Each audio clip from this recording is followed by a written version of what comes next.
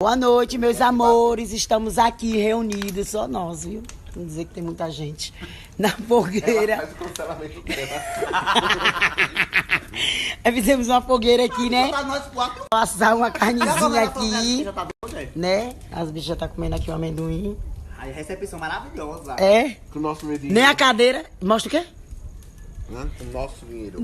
Nosso dinheiro o quê? Bicha descarada. Não comprou nada, gente. Mentira. Estamos aqui, né, gente? Vamos assar uma carnezinha aqui, comer um milhozinho, né? Obrigada. Então, é isso aí. Se quiser comer, estão convidados. Já sabe quando posso beber, né, meu amor? Mas quem esquece fogo só uma coisa. O que, A mulher? boca dela. A boca dela acendeu fogo com a boca dela. Com o soco que ela deu. Mulher, diga isso não, que diria que é limpa. É feia, mas é limpa. Ô, nós é feia, mas é limpinha, né, não, amiga? Cheirosinha nós somos. Fogueira quente, bicho. Eu nunca vi um fogo. Mulher, minhas canelas tá sapecando. Eu nunca vi um fogo frio. Mas esse fogo tá quente demais, amiga. Tá pior do que esse. Bicha. Mulher, tá muito quente, né, a outra? Não. Eu não sou cheirosa, não, Arthur? Dá esse mostra de mim, amiga? Não, a Adrica não. A Adrica também não é fede, não é porca, não.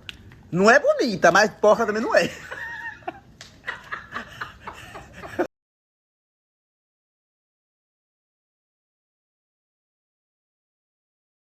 Fui eu que mandei um beijo, que é pra matar meu desejo. Faz tempo que eu não te vejo.